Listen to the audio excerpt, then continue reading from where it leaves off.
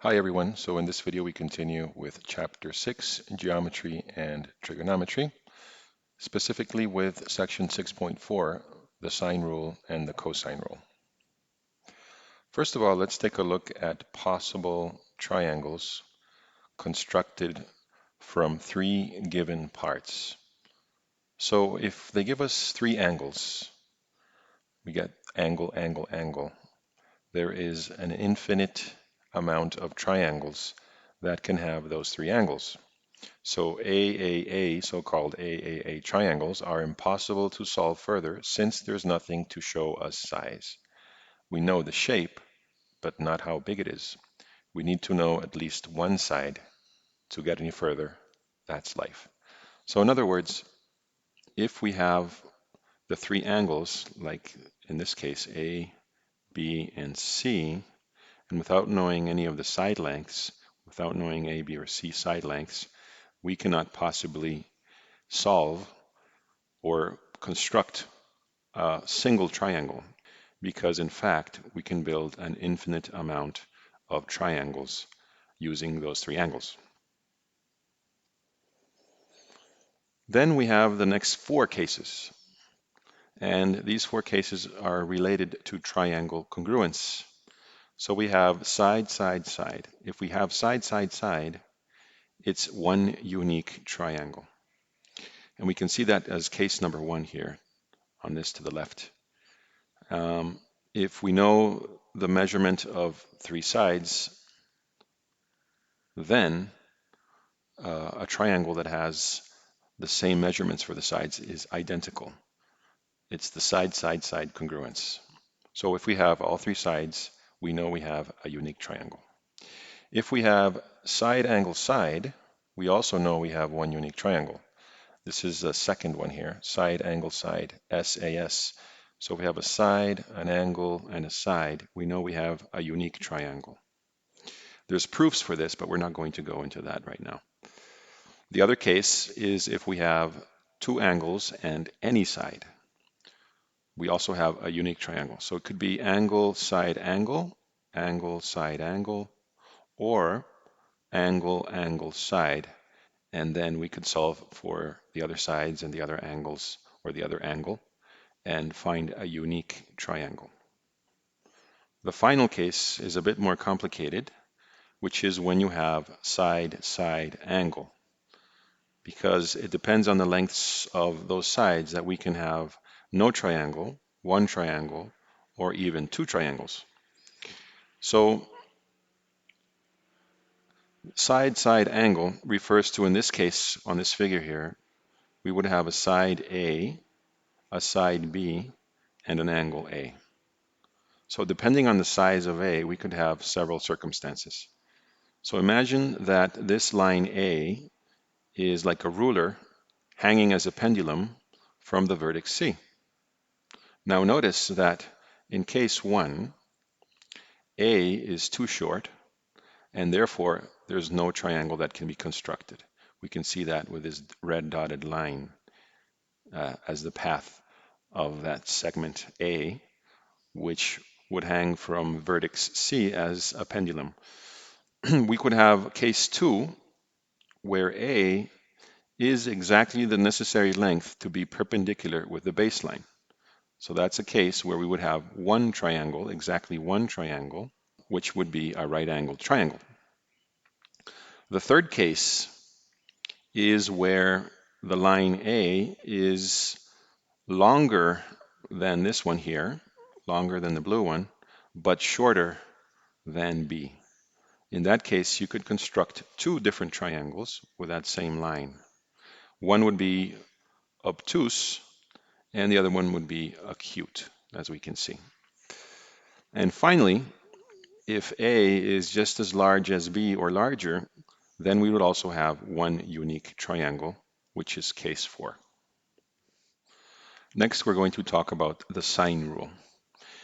Remember that in section 6.3, we showed that we can write three equivalent expressions for the area of any triangle for which we know two sides and the included angle. So the area of this triangle here to the right is equal to 1/2 A times B sine of C.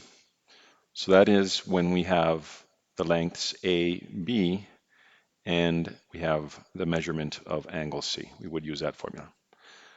Otherwise, an equivalent to this would be 1/2 AC sine of B, which would be the case if we have AC and angle B. And finally, the third case where we have BC and angle A over here. Okay, so we know that those three are equivalent, but what happens if we divide each expression by 1/2 times A, B, C? Well, notice that in the first case, 1/2 cancels out with 1/2, AB cancels out with AB, and we're left with sine of C over C. In the next case, we can cancel out 1/2, we can cancel A, and we can cancel C, and we're left with sine of B over B. And finally, cancel 1/2, 1/2, and we cancel BC, BC, and we're left with sine of A over A. So we obtain the following three equivalent ratios, each containing the sine of an angle divided by the length of the side opposite the angle. So sine of A over A is equal to sine of B over B, and this is equal to sine of C over C.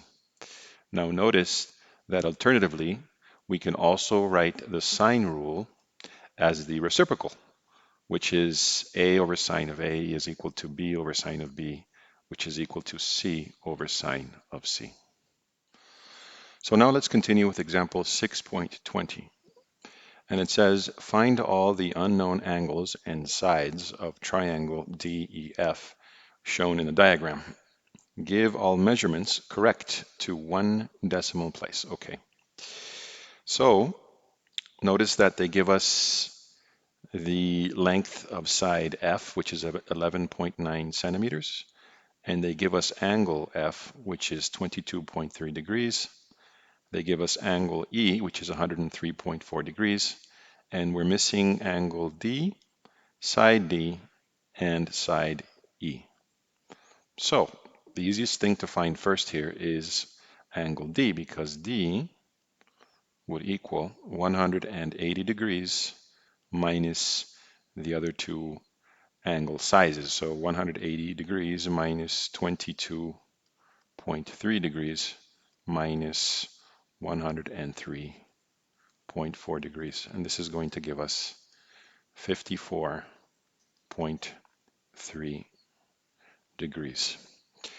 So now we can solve for D because we have F and its opposite angle. So notice that we can say that D over the sine of 54.3 degrees is equal to 11.9 over the sine of 22.3 degrees. Now in solving for D, we would get that D is approximately 25.5 centimeters. That's rounded to 1 decimal place.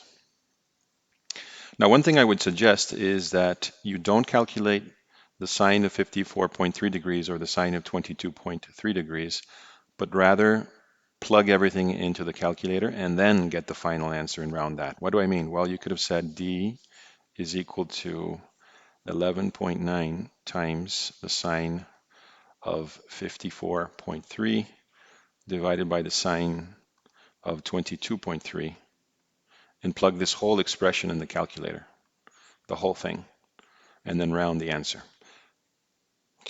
Okay, so all we need or we're missing is side length E, but we know that E over the sine of 103.4 degrees is equal to, and we can use either proportion, but we're going to use the one that we already know, which is 11.9 over the sine of 22.3 degrees.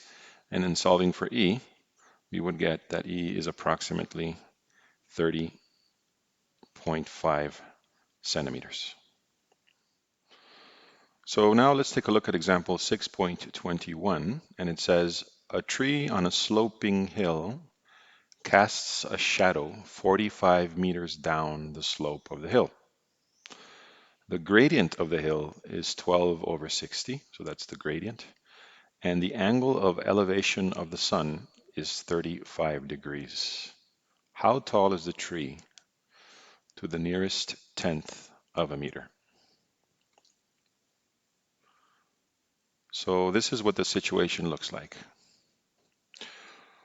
First of all, notice that this is the hill, which is a sloping hill, and the slope is 12 over 60. So remember that the gradient or slope is rise 12 over run 60. Now, this is the horizontal with respect to everything else here, the tree and the sun. Now, it says that the angle of elevation of the sun is 35 degrees. Now, the angle of elevation of the sun is going to be with respect to a horizontal, to the horizontal. So notice that if we project this dotted line, it would represent this angle plus beta. So the angle alpha plus beta. That means that alpha plus beta is equal to 35 degrees. So what I'm going to do is, first of all, find alpha, because alpha, notice that alpha is going to equal the inverse tangent of 12 over 60. 12 over 60. So remember that alpha is this angle over here. This is alpha, 12 over 60. And if we plug this in the calculator, we're going to get approximately 11.3099 degrees. So that means that beta is going to equal 35 degrees minus the 11.3099 degrees, and this gives us approximately 23.7 degrees. Okay. Now, since we have beta, which is this angle here, we know that beta here is 23.7 degrees. And we have this measurement, which is 45 meters. We need to find this angle up here in order to be able to use the sine rule. And we can find h. But this angle is easy to know because if we extend this line vertically down and make it a perpendicular line, this would be a right angle triangle. So we know that this is 90 degrees, and we know that alpha plus beta, which is this whole angle here, is 35 degrees. We know then that this has to be 55 degrees. So now we can set up a proportion using the sine rule, and we know that h over the sine of 23.7 degrees is equal to 45 over the sine of 55 degrees. And solving for h, we have that the height of the tree is approximately 22.1 meters, rounded to the nearest tenth of a meter.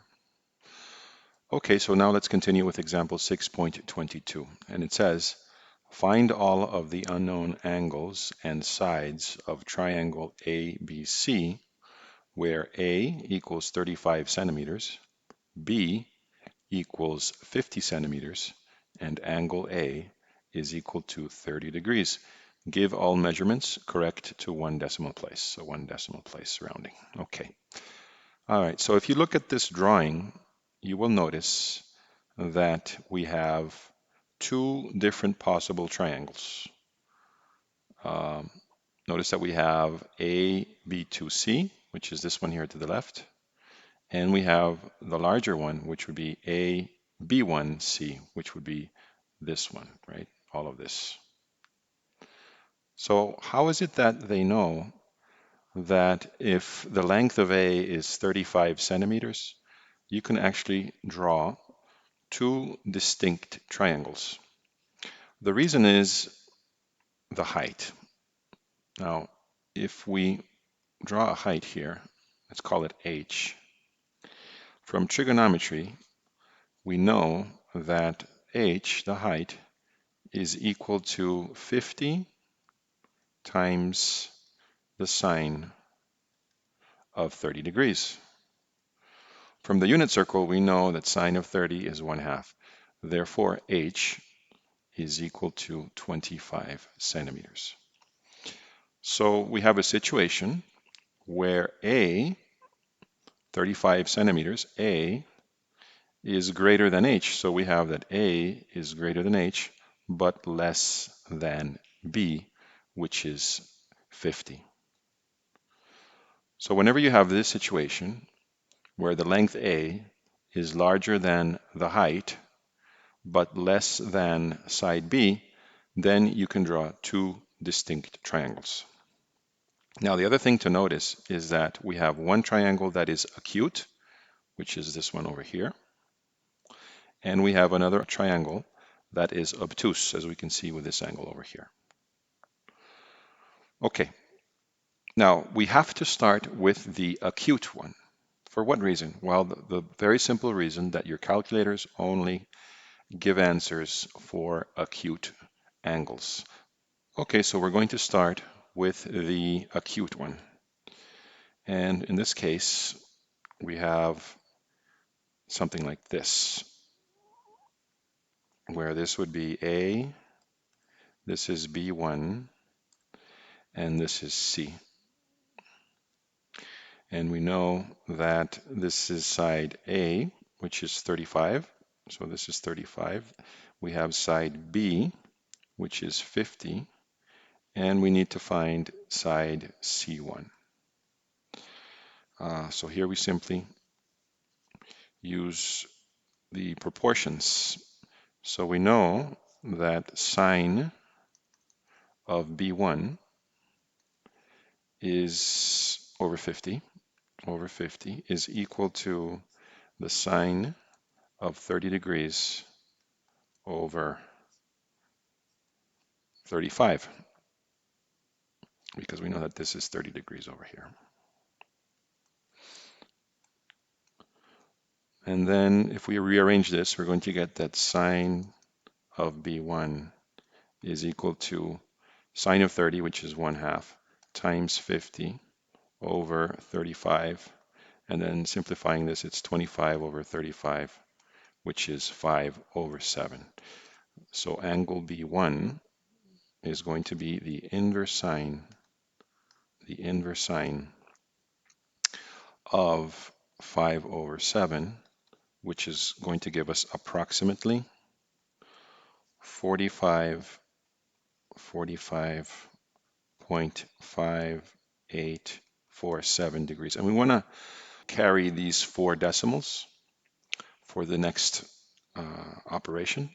But for the answer, we're going to say that B1 is 45.6 degrees to 1 decimal place. Okay, now that we have B1, we can find angle C, which is this one. We have B1. So we say that B1 is approximately 45.6 degrees, and we want to find C. But C is simply going to equal 180 degrees minus the other two angles, so minus 30 degrees and minus 45.5847, and this gives us approximately 104.4153, and for the sake of the answer, let's round it to 104.4 degrees. And then to solve for this triangle, we still need to find C1, this side over here. So we have that this is 104.4 degrees. So we know that C1 over the sine, and we're not going to round it, we're going to use the whole number. So the sine of 104.4153, what was it? Yeah, 3 degrees is equal to 35 over the sine of 30 degrees. So if you solve for C1, you're going to get approximately 67.8 centimeters. So now we have all the measurements. We have all the angles, all the sides of the triangle. Okay, so now we're going to apply the same thing, but to this triangle over here, the obtuse triangle. So if we take a look at the obtuse triangle, it looks more or less like this. And we know that this is vertex A, and this would be vertex B2, and this is C. And we have that this is 30 degrees, this is 50, and we know that A, well, this is not straight, that A here is 35. Okay, but B2 is easy to find out because notice that this inner triangle here would be isosceles. This would be isosceles. So this angle and this angle are congruent. So that means that B2, angle B2, is going to equal 180 degrees minus B1. And that's the same as saying 180 degrees minus 45.5847, which is approximately 134.4153 degrees. Now, for the sake of the answer, we're going to write that B2 is equal to 134.4 degrees.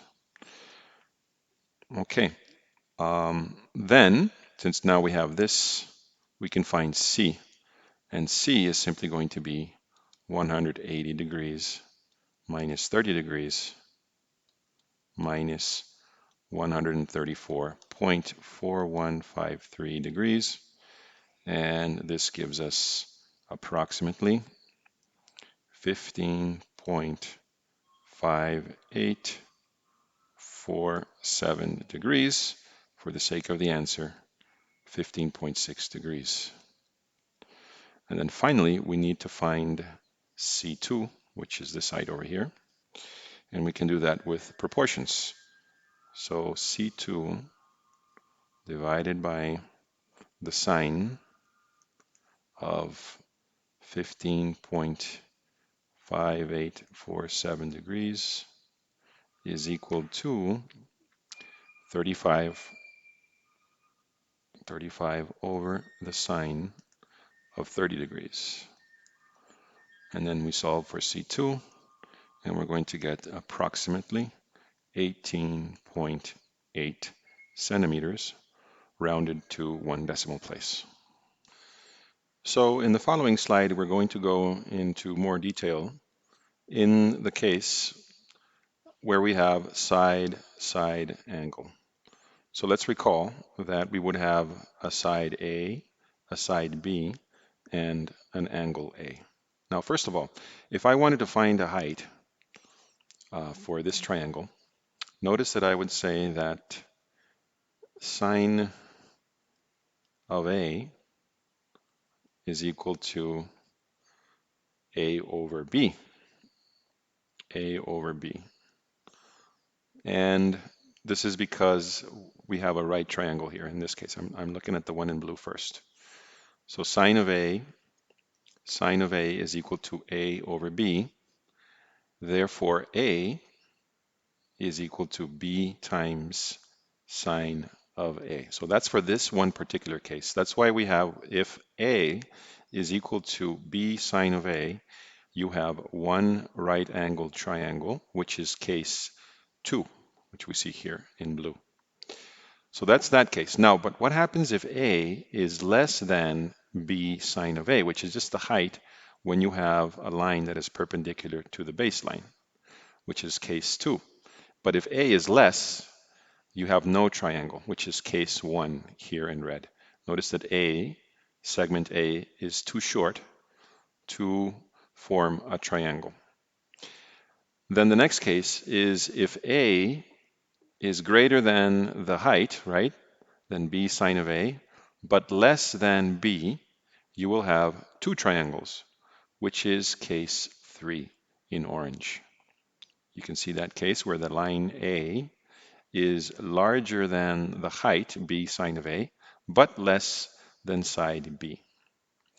And finally, if you have that A is greater than or equal, they forgot that here. If A is greater than or equal to B, you have case 4 where you get exactly one triangle.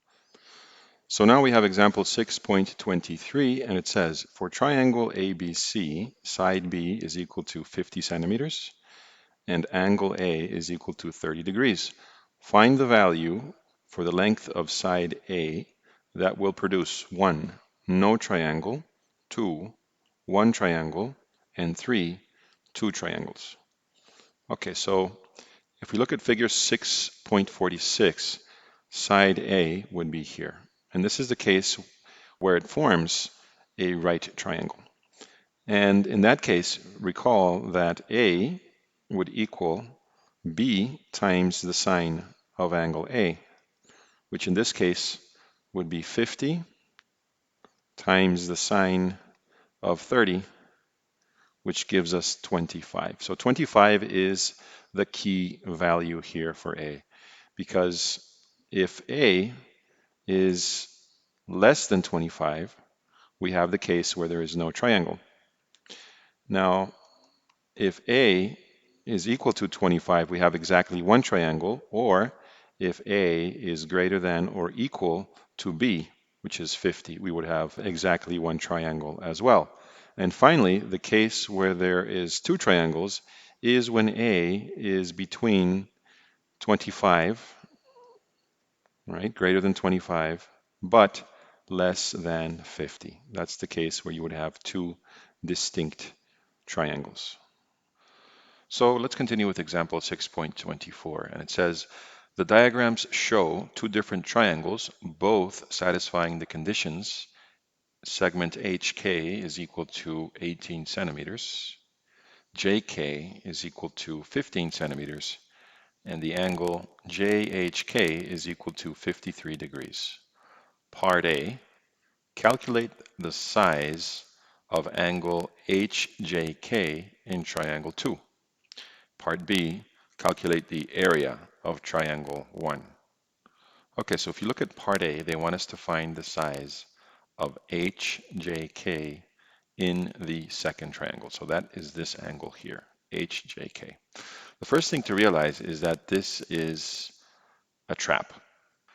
The reason being is that our calculator will only give us answers for acute angles, and this is obviously an obtuse angle, or greater than 90 degrees. So we're going to have to do it for this one first, and then simply subtract this angle from 180 degrees, and that would be the equivalent to this one.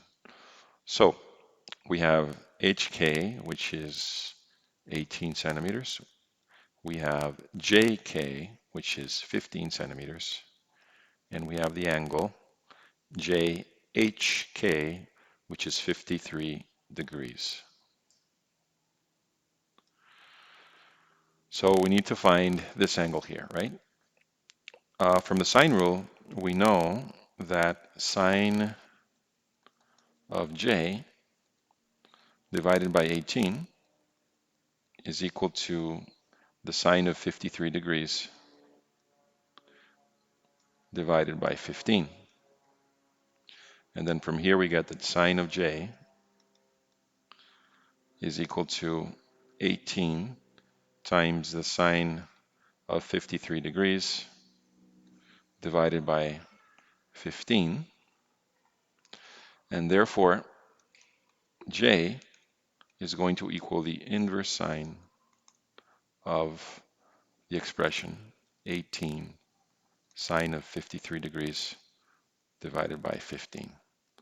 Plug that into the calculator, and we're going to get approximately 73.408 degrees. But that is going to be the angle measurement of HJK for triangle 1. So it's this one here. But we need it for the second triangle. So for the second triangle, for triangle 2, HJK, the angle HJK, is going to equal 180 degrees minus 73.408 degrees. And this is approximately 106.592 degrees. Okay, so now they want us to find the area in triangle 1. Notice that we don't have the angle HKJ. The reason I'm interested in this angle is that I have the sides that contain the angle. So I could use the formula for the area, but first I need to find the angle HKJ. And HKJ is easy to find because I already have the other two angles. I have this one, which is 53 degrees, and I also have the HJK angle, which is, as I found this just a while ago, 73.408 degrees. So that means that HKJ is equal to 180 degrees minus 53 degrees plus 73.408 degrees. And that's going to give us approximately 53.592 degrees. Therefore, the area of triangle 1, the area is going to equal 1/2 times 18 times 15 times the sine of 53.592 degrees, and this is approximately 108.649 centimeters squared. Now, here we have to be careful because in the question they don't specify how to round the answer, but as a rule in the IB, you need to round to 3 significant figures unless asked otherwise. So the answer has to be approximately 109 centimeters squared to 3 significant figures. And by the way, the same applies to the angle measurement we found. So we have to write it as HJK, angle HJK, is approximately 107 degrees to 3 significant figures. Next, we're going to take a look at the cosine rule.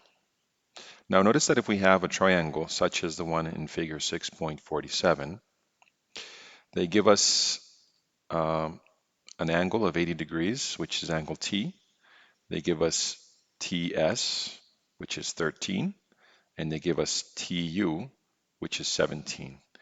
If we use the sine rule to try to solve for the sides and angles of triangle STU here to the left, notice that we would be left with an unsolvable problem because we would have two unknowns. So notice that we would get sine of 80 degrees over t, right? Sine of 80 degrees over t is equal to sine of angle u over 13. And we have two unknowns, which are t and the sine of u. So we cannot possibly solve that.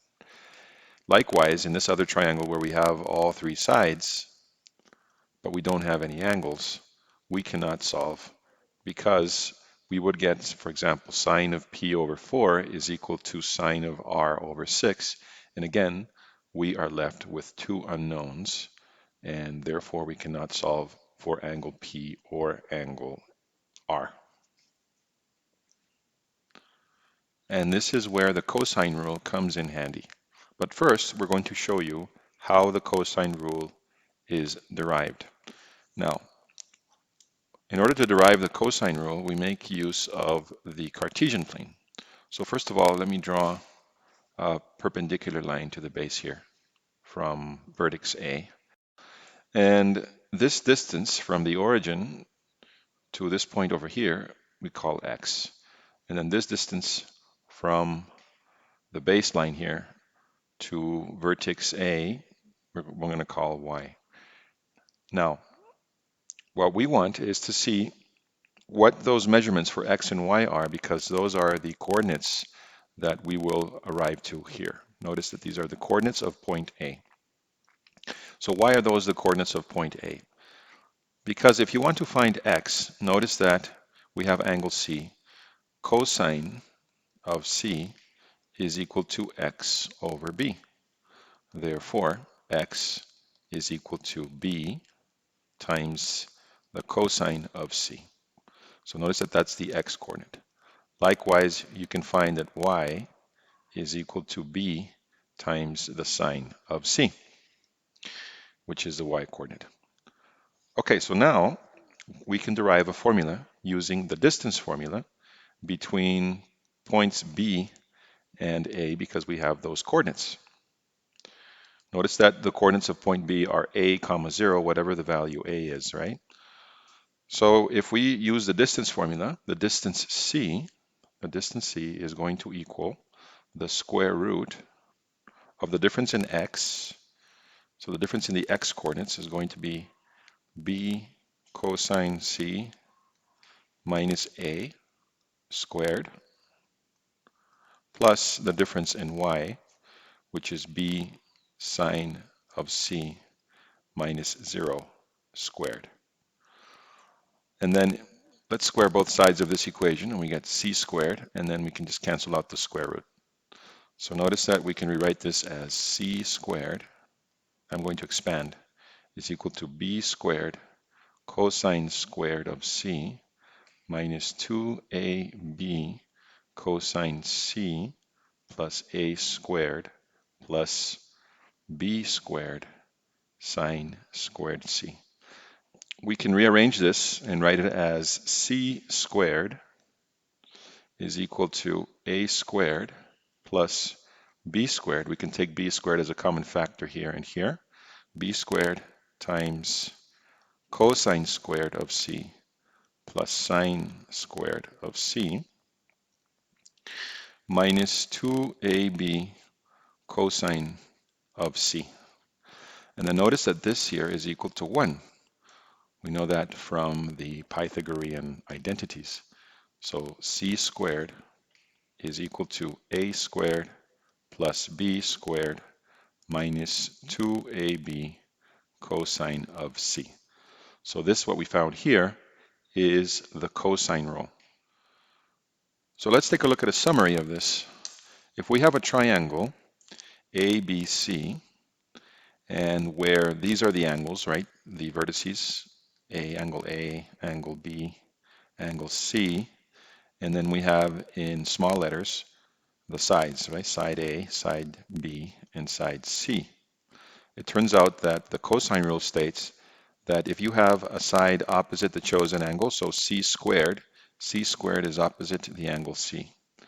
Then we have that C squared is going to equal A squared, which is one side adjacent to the chosen angle, A, plus B squared, the other side adjacent to the chosen angle, minus 2 times A times B times the cosine of that chosen angle. So we could do the same with any side. For example, A squared would equal B squared plus C squared minus 2BC cosine of A.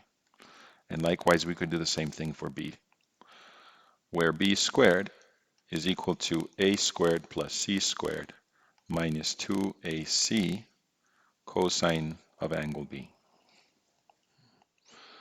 Let's continue with example 6.25, and it says, find all the unknown angles and sides of triangle STU. Give all measurements to 1 decimal place. Okay, so we have the side TU, we have the side TS, and we're missing side US, or T as they identified here. And we're also missing two angles. So we can use the rule of cosines to find t, because we know that t squared is equal to 17 squared plus 13 squared minus 2 times 17 times 13 times the cosine of 80 degrees. And then notice that we can just square root both sides of this, plug it in the calculator, and we're going to get that t is approximately 19.5256 centimeters. We're not going to round the answer yet because we're going to need this to find angle S. So let's find angle S. Notice that if we use the sine rule, sine of S over 17 is equal to sine of 80 degrees over what we just found, 19.5256. And we already know how to solve this because S is going to be the inverse sine of 17 times sine of 80 degrees over 19.5256. And then from here, we're going to get that this is approximately 59.0288 degrees. And then finally, we're missing, so we have S, so we're missing angle U. But U is simply going to be 180 degrees minus the sum of the measurements of the other two angles. So 80 degrees plus 59.0288 degrees. And this equals 40.9712 degrees. So we're ready for the answer. We have that T is approximately 19.5 centimeters. That's rounded to one decimal place. We have that angle S is approximately 59.0 degrees, right? That's with one decimal place, 59.0 degrees. And angle U is approximately 41.0 degrees. Next, we have example 6.26. And it says a sailboat travels 50 kilometers due west. So if this is the departure point, it travels 50 kilometers due west. Then changes its course 18 degrees northward. So these are the 18 degrees. It turns northward, as shown in the diagram. After traveling 75 kilometers in that direction, how far is the sailboat from the point of departure? Give your answer to the nearest tenth of a kilometer. So basically they want us to find this distance. And we can just use the law of cosines because we have all the required information. Now notice that we don't use this angle because this angle is external. We need the internal angle, but that's easy to figure out because this is 162 degrees since we need that amount of degrees to complete 180. So 162 plus 18 is 180. So we have everything we need. That means that the distance D is going to equal the square root of 75 squared plus 50 squared minus 2 times 75 times 50 times the cosine of 162 degrees. So it's the square root of all this. And from here, we're going to get that D is approximately 123.523. And we give a final answer that the distance of the sailboat is approximately 123.5 kilometers.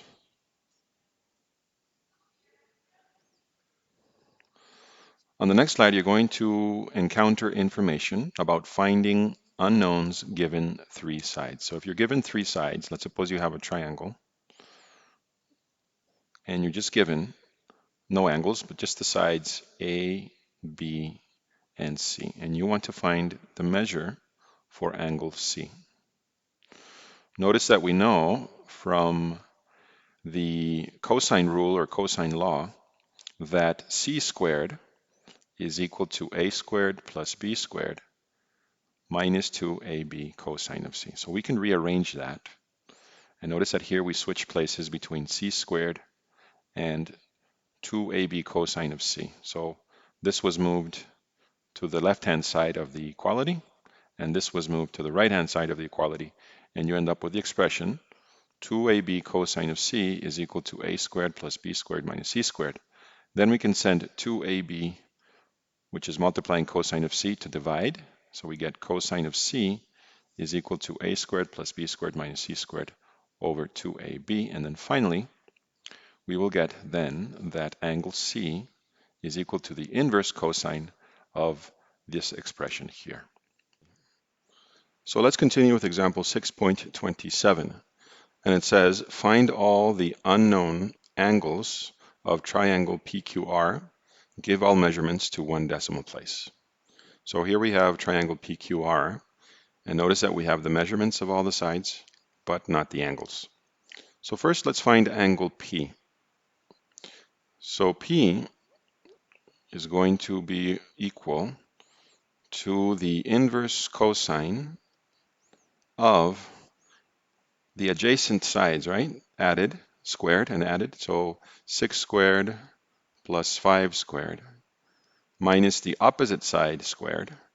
So minus 4 squared divided by 2 times AB, right? Or 2 times the adjacent side. So 6 times 5. If you plug this in the calculator, you're going to get approximately 41.4096 degrees. Next, we can find Q, but we don't need to use this rule. I mean, we could as well, but I'm going to use the rule of sines instead. So sine of Q over 5 is equal to the sine of 41.4096 divided by 4. Therefore, Q is equal to the inverse sine of 5 times the sine of 41.4096 divided by 4. Plug that in the calculator and we're going to get that Q is approximately 55.7711 degrees. And then finally, since we have P, we have Q, we don't really need to use any rule to find R, except that R is equal to 180 degrees minus the sum of P plus Q. So that would be minus 41.4096 degrees plus 55.7711 degrees. And here we're going to get that R is approximately 82.8192 degrees. But for the answer, they're asking us to give all measurements to 1 decimal place. So that will be the last step. P is equal to 41.4 degrees approximately. Q is approximately 55.8 degrees. And finally, R is approximately 82.8 degrees. So now let's take a look at example 6.28, and it says, a ladder that is 8 meters long is leaning against a non-vertical wall that slopes away from the ladder. The foot of the ladder is 3.5 meters from the base of the wall, and the distance from the top of the ladder down the wall to the ground is 5.75 meters. To the nearest tenth of a degree, so that's 1 decimal place, work out the acute angle at which the ladder is inclined to the horizontal. Now, notice that with the information we have here and using the inverse cosine, we can find angle B. But angle B is not the acute angle, it's the obtuse angle. So we need to find theta. But to find theta, first we need to find angle B. But we know that B is simply going to be equal to the inverse cosine of 3.5 squared plus 5.75 squared minus 8 squared divided by 2 times 3.5 times 5.75. And from here we're going to get that B is approximately 117.664 degrees. So that means that theta, which is the acute angle, is going to be approximately 180 degrees minus 117.664 degrees, which gives us 62.336 degrees. But they want the answer to 1/10. Yeah, to the nearest tenth of a degree. So theta, the angle of inclination, the acute angle of inclination, is going to be approximately 62.3 degrees. So now we're going to take a look at example 6.29, which is the last one on this video. But first, we need to understand what compass bearings are. And if you look at this figure to the right, it explains that compass bearings are measured clockwise from north. So for example, this diagram shows a bearing of 225 degrees from point A to point B. So you measure from the north clockwise. So this is 225 degrees. Going back to example 6.29, it says the diagram shows a point P that is 10 kilometers south or due south of a point D. So 10 kilometers south. A straight road PQ is such that the bearing or the compass bearing of Q from P is 45 degrees. So this is north, and 45 degrees clockwise from north is the bearing of Q from P. A and B are 2 points on the road that are both 8 kilometers from D. So B and A are both 8 kilometers away from D. Find the bearing of B from D to 3 significant figures. So notice that that's finding theta. Okay, so um, we can find this angle here first. Let's call it DBP because we're gonna use the larger. Notice that there's two triangles here that we can think of, right? The larger one, which we can call triangle DPB, and then there's also a smaller isosceles triangle, which is ABD. So let's think in terms of the bigger triangle. Notice that we can say that angle PBD or DBP, it's the same thing. So angle DBP is going to equal, notice that using the sine rule, we can say that sine of DBP over 10 is equal to the sine of 45 over 8. So then again, this implies that angle DBP is equal to the inverse sine of 10 times the sine of 45 over 8. And from this, we're going to get that angle DBP is approximately 62.11 degrees. Now, once we have that information, this implies something. Because we found this angle, that means that we also found this other angle, right? This one is also going to be an angle that measures the same. This is going to be 62.11 degrees, and this is also going to be 62.11 degrees because it's isosceles, obviously, right? Okay, so that means that we can find this angle now, and we can also find this angle. So notice that the angle PAD, so PAD, angle PAD is equal to 180 degrees, which is the horizontal, minus 62.11 degrees, and this is going to give us approximately 117.89 degrees.